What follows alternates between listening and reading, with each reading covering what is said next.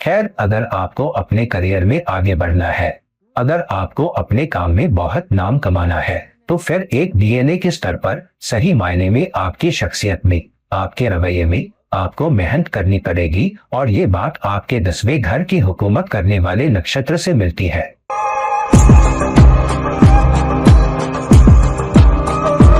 Hello, नमस्कार और आदाब मेरे सारे दोस्तों। आपके दोस्त और रहनुमा इरफान की तरफ से एक बार फिर आपके अपने चैनल एस्ट्रो एश्योरेंस से आपके साथ हूँ। अब हम जानते हैं कि हर राशि यानी हर घर की एक राशि होती है और हर राशि असल में 2 या उससे जरा ज्यादा नक्षत्रों में बनती होती है। तो वो नक्षत्र कौन सा है? हम ये कैसे तय करें कि 10वें घर पर किस नक्षत्र की हुकूमत है? हमें देखना होगा कि लग्न की डिग्री क्या है, और यही वो लग्न की डिग्री है जो 10वें घर में उस डिग्री से मिलने वाले नक्षत्र से ताल्लुक रखती है। ये कि लग्न किस डिग्री पर है और वो डिग्री 10वें घर से कैसे मिलती है। जो भी नक्षत्र उस खास डिग्री पर 10वें घर में होता है, जो लग्न की डिग्री से मेल खाता है, वही 10वें घर का हुक्म चलाने वाला और रहनुमाई करने वाला नक्षत्र बन जाता है। मिसाल के तौर पर, अगर आपका लग्न मेष राशि के 7 डिग्री पर है, तो फिर मकर राशि के 7 डिग्री पर जो आपका 10वां घर बनता है, वह कौन सा नक्षत्र है? मकर के 7वें डिग्री पर जो नक्षत्र है वो है उत्तराषाढ़ा नक्षत्र। और वो ग्रह कौन है जो उत्तराषाढ़ा नक्षत्र का मालिक है? जो उत्तराषाढ़ा नक्षत्र का स्वामी है वो है सूरज। इसका मतलब कि अगर आपका करियर किसी भी घर में स्थित है, तो आपका करियर मकर की ताकतों के जरिए उस घर से जुड़ जाएगा जहां लगन, कमिटमेंट, ये सब चीजें अहम है। और जिस भी घर में वो स्थित होगा, उसी जिंदगी के मैदान में उसका असर नुमाया होगा। काम इसी तरह जुड़ेगा। तो ये है कनेक्शन। लेकिन अगर आपको अपने काम में सचमुच तरक्की करनी है और अगर आपको अच्छा करना है, सिर्फ गुजारा नहीं बल्कि बुलंदियों पर पहुंचना है, परफॉर्म करना है और एक प्रोसेस बनना है, आपकी नजर काम में ऊंचाइयों पर है, तो आपको उस नक्षत्र के मालिक की ताकतों को अपनाना होगा। यानी उस नक्षत्र के स्वामी की और उस ग्रह के रवैये, अंदाज, शख्सियत और खासियत ही आपको आगे ले जाएंगी। और अगर आप ये चूक गए, और कई बार लोग ये छोटा सा पहलू भूल जाते हैं, तो यही छोटी छोटी चीजें असल में हमें पीछे धकेल देती है और हमें बढ़ने नहीं देती। हमें लगता है कि हमारी कुंडली बहुत अच्छी है, 10वें भाव का स्वामी बहुत अच्छी जगह पर है, 10वां घर भी मजबूत है, 10वें घर के स्वामी की स्थिति भी बहुत मजबूत है, और फिर भी कई बार हमें तरक्की नहीं मिलती, हमें कामयाबी नहीं मिलती, काम में इज्जत नहीं मिलती। इसकी वजह यह है कि जो भी नक्षत्र 10वें घर पर हुकूमत कर रहा है या उससे मिलता जुलता है, उसके मालिक का रवैया और शख्सियत आपने अपनाई नहीं है।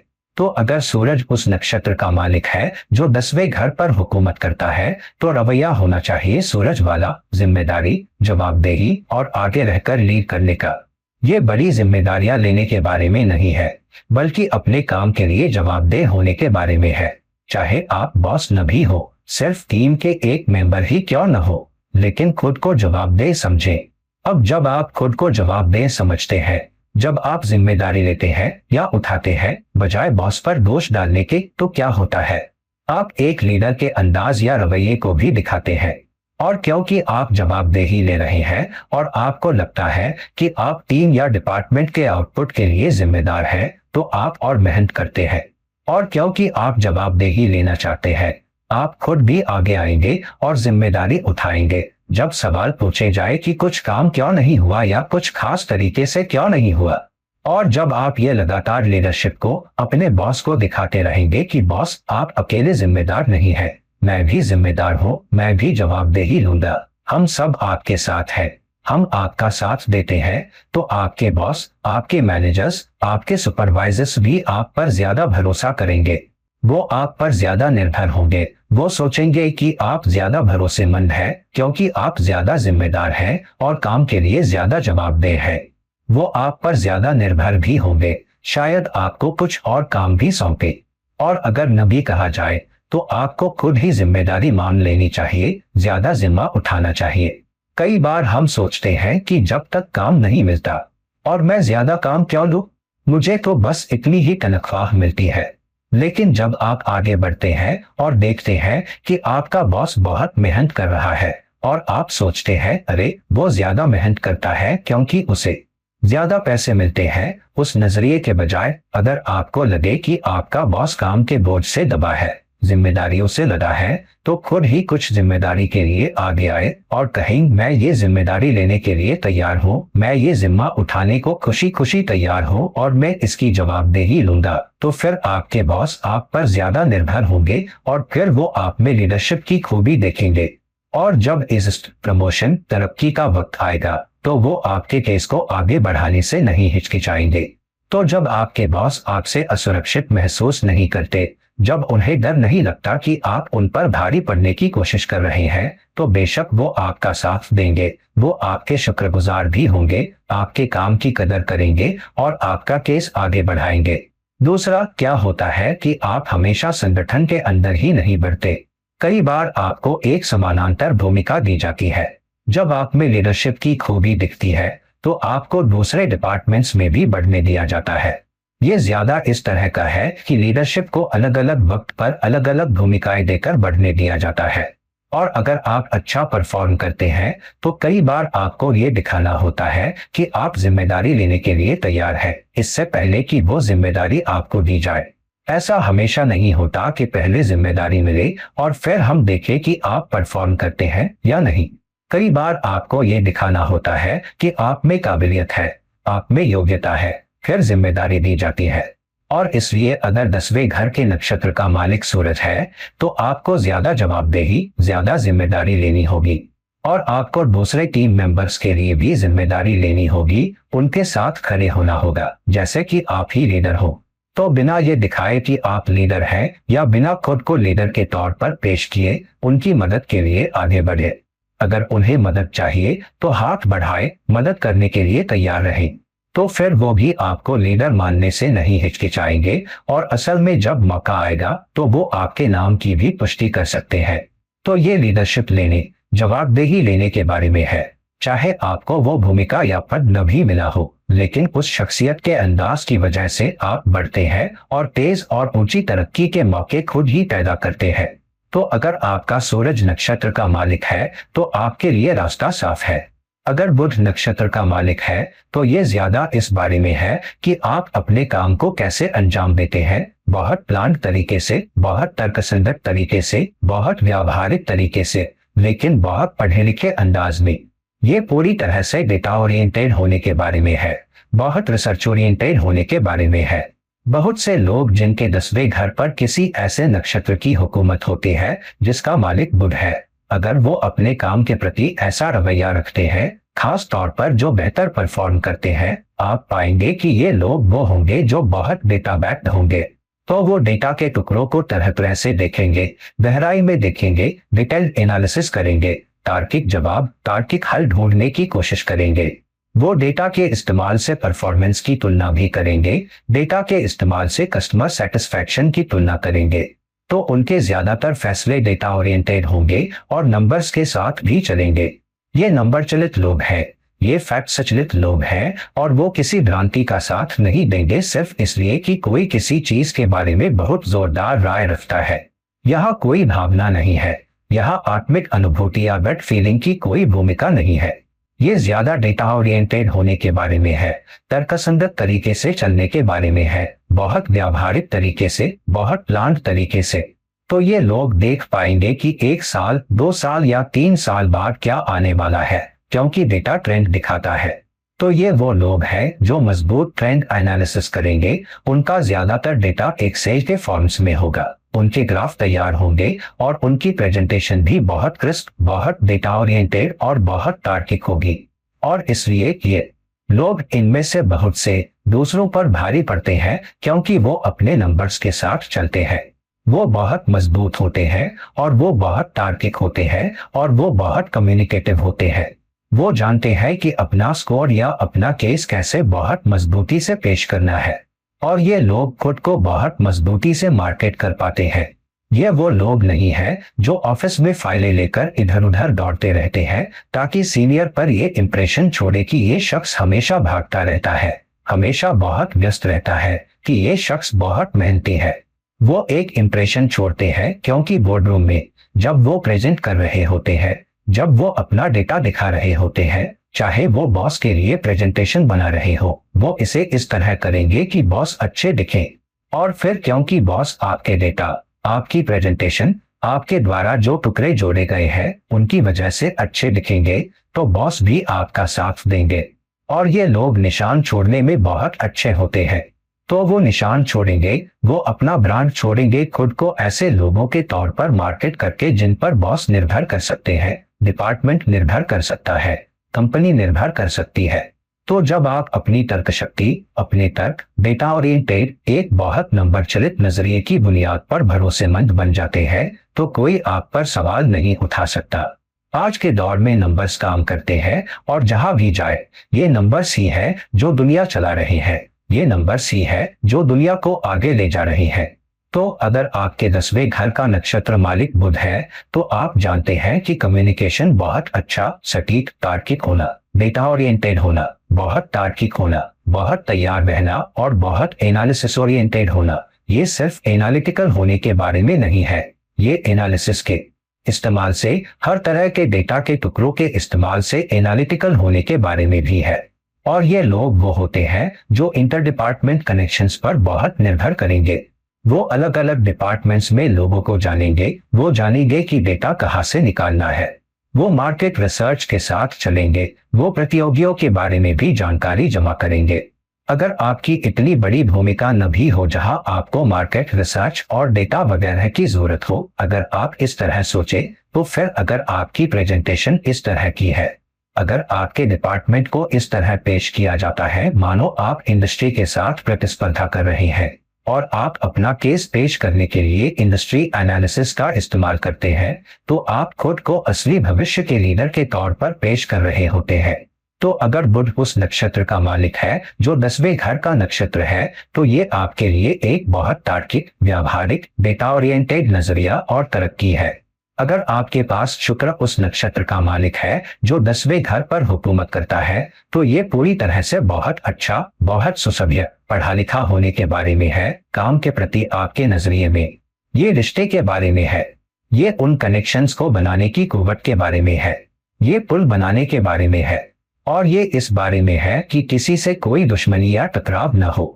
तो जिन लोगों में शुक्र नक्षत्र की ताकतें मजबूत हो, ये वो लोग होंगे जो अगर वो काम के लायक है तो हमेशा पुल बनाने या पुल मरम्मत करने वाले होंगे।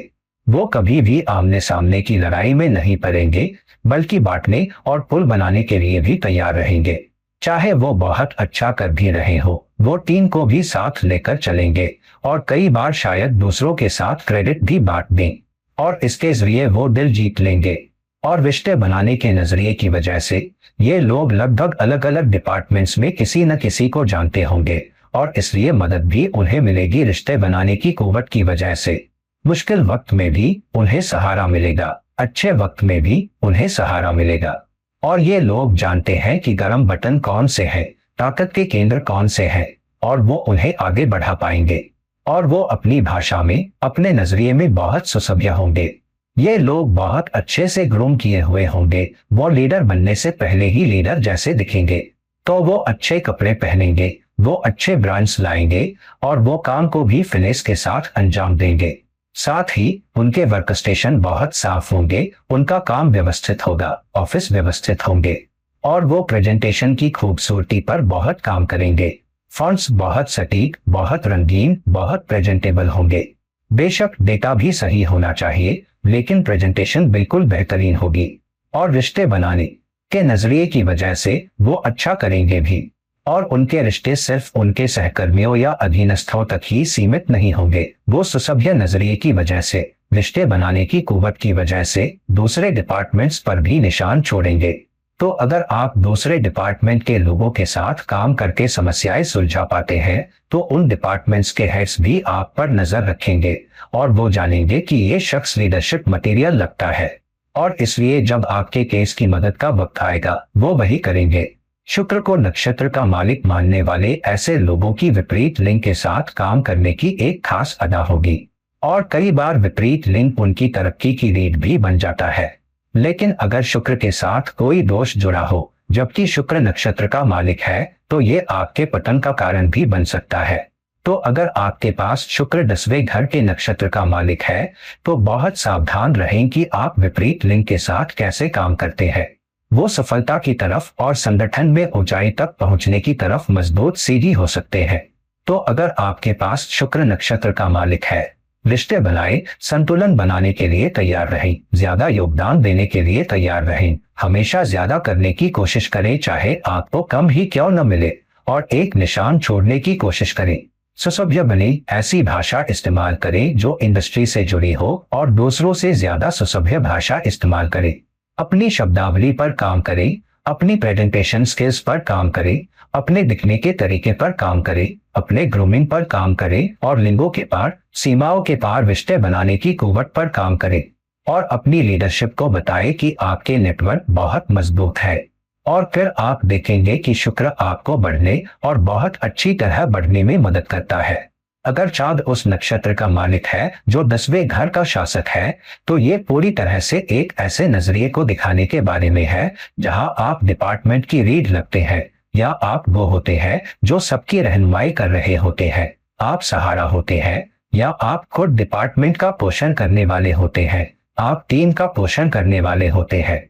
और आप लगभग हर चीज जानते हैं जो आपके डिपार्टमेंट से जुड़ी है। और बिजनेस के स्तर पर भी जितना आप जानेंगे उतना ही आप नए तरीके ढूंढ सकते हैं, उतना ही आप रचनात्मक हो सकते हैं। चांद नक्षत्र के मालिक के तौर पर ज्यादा रचनात्मकता के बारे में है, ज्यादा सहयोग के बारे में है, दूसरों का पोषण करने के बारे में है, और बिजनेस की गहरी समझ रखने के बारे में है। चांद सिर्फ टीम मेंबर्स के प्रति सहानुभूति के बारे में नहीं है, बल्कि बिजनेस के प्रति सहानुभूति के बारे में है। बिजनेस कैसे चलता है इसकी गहरी समझ रखने के बारे में है।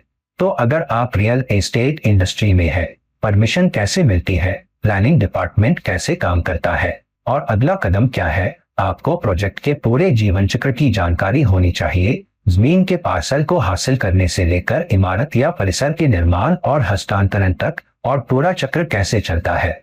तो जब आपको बिजनेस की गहरी समझ होती है तभी आप इसका फायदा उठा सकते हैं। और क्योंकि आपको बिजनेस की गहरी समझ है, आप इसकी कमियों से भी वाकिफ हैं, फिर आप नए तरीके भी ढूंढ सकते हैं, आप समस्या समाधानकर्ता भी बन सकते हैं। चांद की नक्षत्र मालिक के तौर पर सबसे बेहतरीन खूबी यह है कि आप दिखा सकते हैं कि आप अलग अलग भूमिकाओं का समर्थन करने में सक्षम है, और आप किसी भी भूमिका में बहुत आसानी से बहुत जल्दी फिट हो सकते हैं। और क्योंकि आपको भूमिका की और न सिर्फ डिपार्टमेंट बल्कि इंडस्ट्री के हिस्से की इतनी गहरी समझ है, आप सीनियर लीडरशिप दिए जाने पर भी बढ़िया चला सकते हैं। और बिजनेस की प्रकृति की बहुत पैनी समझ रखने की वजह से आप सबसे ऊंचे दफ्तर के लिए भी निशाना साध सकते हैं। और ये सिर्फ आपके आसपास के लोगों के लिए गहरी समझ और सहानुभूति रखने के बारे में ही नहीं है, बल्कि लीडरशिप के लिए भी सहानुभूति रखने के बारे में है। कई बार यह बेहतर भी होता है, मैं नहीं कहूंगा कि लीडरशिप की चाटुकारिता करें, लेकिन लीडरशिप के प्रति ज्यादा सहानुभूतिपूर्ण नजरिया रखें। तो कई बार अगर आपकी लीडरशिप के साथ, आपके मैनेजर्स के साथ रिश्ता ज्यादा मजबूत नहीं जा रहा है, तो इसे ज्यादा दिल पर न ले, इसके बारे में ज्यादा भावुक न बने और भावनाओं को एक तरफ रखें। क्योंकि कई बार चांद दखल दे सकता है और आप सोच सकते हैं कि आप तार्किक सोच रहे हैं, मुझे ये क्यों सहना चाहिए, मुझे इससे क्यों निपटना चाहिए, लेकिन ये ज्यादा खुले दिल वाले होने के बारे में है। दूसरों को ज्यादा जगह देना, ज्यादा गुंजाइश देना है, बजाय इसके कि आप अपने काम से या अपने बॉस के साथ रिश्ते से ज्यादा भावनात्मक रूप से जुड़ जाए। एक तय दूरी बनाकर रखें, ज्यादा सहानुभूतिपूर्ण समझदार बने, लेकिन साथ ही काम पर किसी से भी या बॉस से ज्यादा भावनात्मक रूप से न जुड़े और चीजों को दिल पर न ले।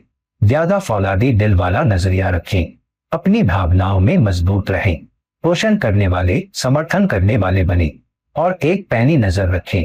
इस पर नजर रखें कि इंडस्ट्री कैसे चलती है, पूरा जीवन चक्र कैसे चलता है, जाने की क्या चीज बिजनेस को चलाती है।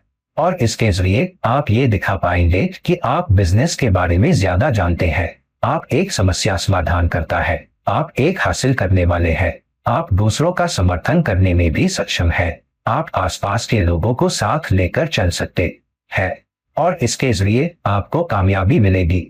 और इसलिए जब आप अपने इस हिस्से को लीडरशिप के सामने, अपने संगठन के अहम लोगों के सामने पेश कर पाएंगे और अपनी रचनात्मकता, अपने नए तरीके और बिजनेस की खुद की जानकारी को पेश करने के जरिए ये आपके लिए जीत का मंत्र है। अब अगर मंगल उस नक्षत्र का शासक है जो 10वें घर का नक्षत्र है, तो यह बात है अपनी मान्यताओं, विश्वास में बहुत मजबूत होने और लड़ाई के लिए तैयार होने के बारे में। ये दूसरों से लड़ने के बारे में नहीं है, बल्कि यह बात है अपने विश्वास के साथ खड़े होने और अपनी जमीन पर डटे रहने के बारे में।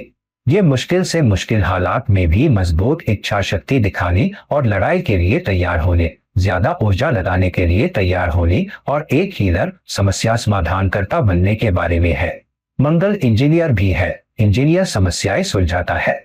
मंगल हीलिंग के बारे में भी है और मंगल जीत के बारे में भी है। तो ज्यादा घंटे लगाने के लिए तैयार रहना, कड़ी मेहनत लगाने के लिए तैयार रहना और दूरी तय करने और जिस बात पर आपका विश्वास है उसके लिए लड़ने के लिए तैयार रहना। तो ये एक मजबूत पैर जमाने और मांग करने और अपने केस को आगे बढ़ाने के बारे में है, जहां आपको संसाधन चाहिए, जहां आपकी टीम को समर्थन चाहिए, जहां आपको ज्यादा वक्त चाहिए, और तब भी जब आपको अपनी टीम के परफॉर्मेंस के साथ खड़ा होना है, कुछ भी बिना प्रतिकार के सहने के बारे में नहीं। लेकिन ज्यादा गुस्सैल न होने के बारे में सावधान रहें, क्योंकि कई बार आप लीडरशिप को डरा सकते हैं, और क्योंकि आप लीडरशिप आपका साथ नहीं देती, क्योंकि उन्हें लगता है कि वो आपके ज्यादा दबंग रवैये की वजह से असुरक्षित महसूस करते हैं। तो स्पष्ट रहें और बहुत सावधान रहें कि आप उस दबंगपन को कहाँ दिखाते हैं। अपनी टीम में मजबूत विश्वास, अपनी मान्यताओं में मजबूत विश्वास दिखाना अच्छा है, हालांकि लचीले भी बने रहें। जनरल लचीला होता है, जनरल जानता है कि रणनीति कब बदलनी है, कब लड़ाई जीतने और उसके जरिए आखिरकार जंग जीतने के लिए चाल बदलनी है। तो लीडरशिप के साथ मिलकर काम करने और राजा के लिए जनरल बनने के लिए तैयार रहें।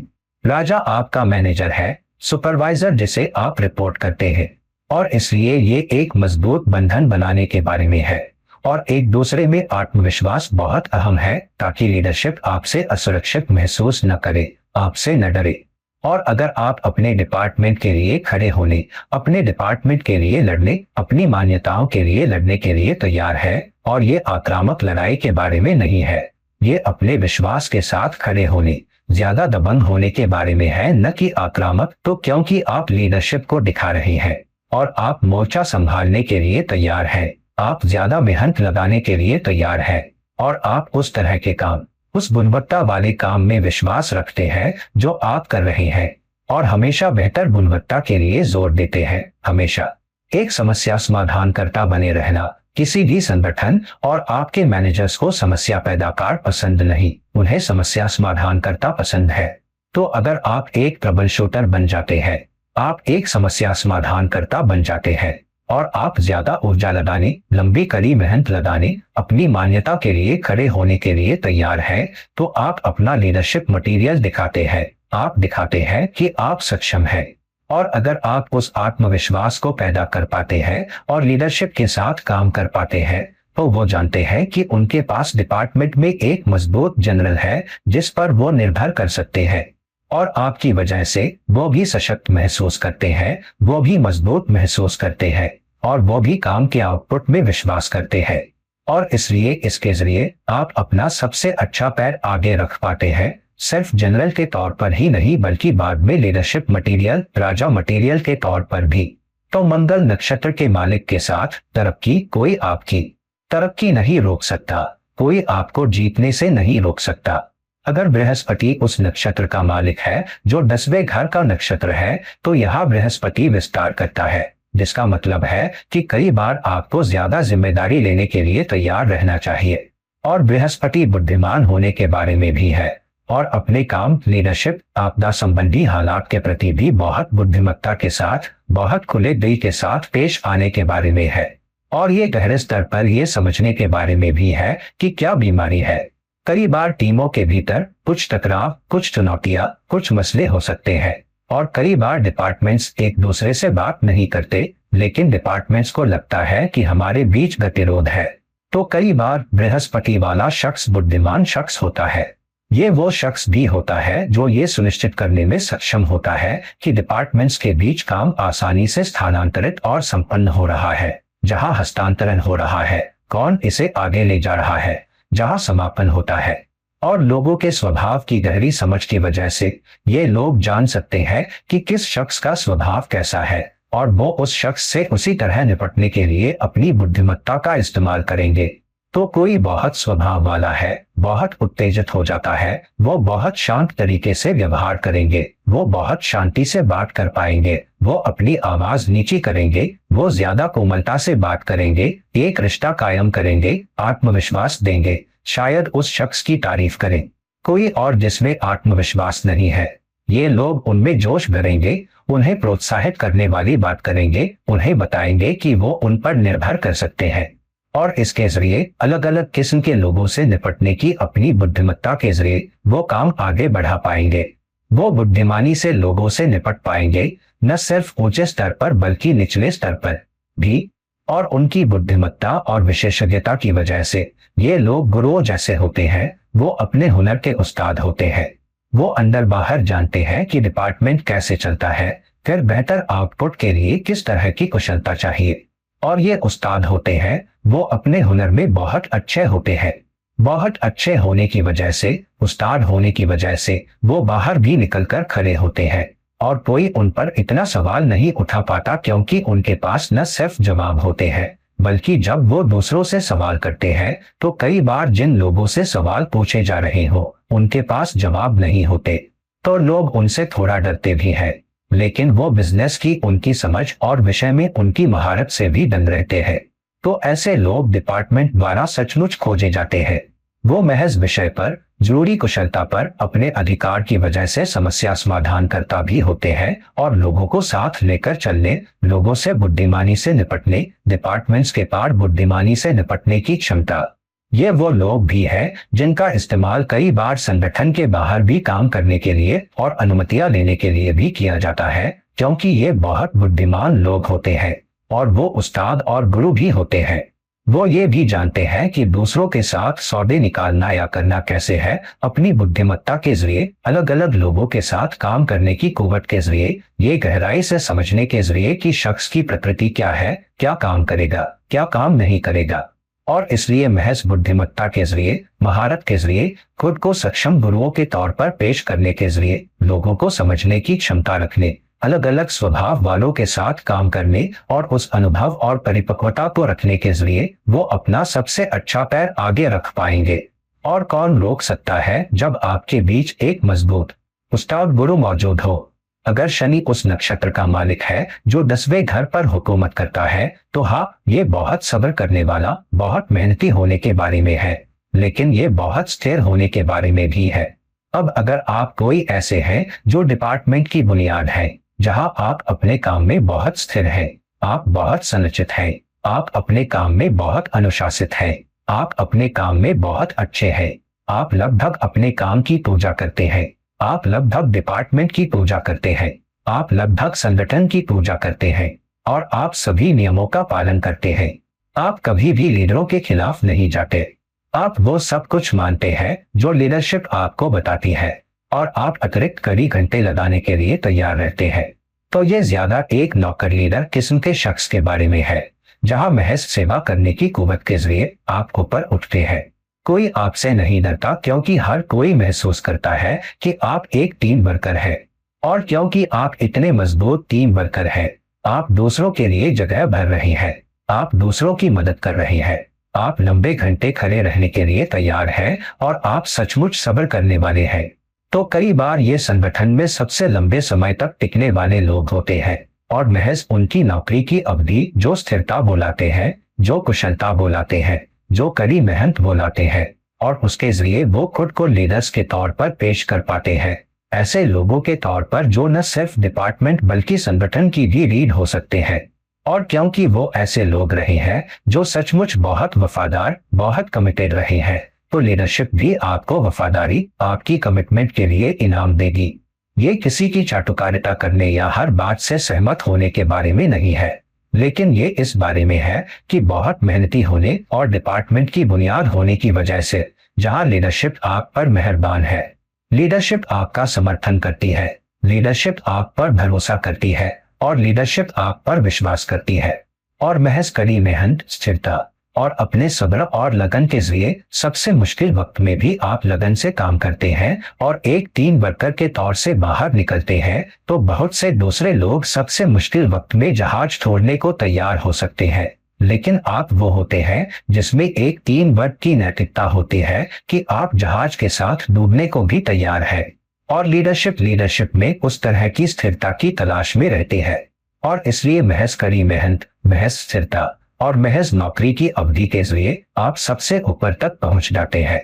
अगर राहु उस नक्षत्र का मालिक है जो 10वें घर पर हुकूमत करता है, तो यह बात है कि आप महज बुद्धि और चालाकी का कैसे इस्तेमाल करते हैं, अलग अलग डिपार्टमेंट्स के साथ ज्यादा चतुराई से काम करने की क्षमता, और शायद यहाँ वहां थोड़े हेरफेर के साथ, हालांकि रिश्ते बनाने की कुव्वत के जरिए। और कई बार आप दूसरों के रहस्य भी जानेंगे, और आप ये भी जानेंगे कि कहाँ से काम निकालना है। आप अच्छे और बुरे रिश्तों का भी फायदा उठा पाएंगे।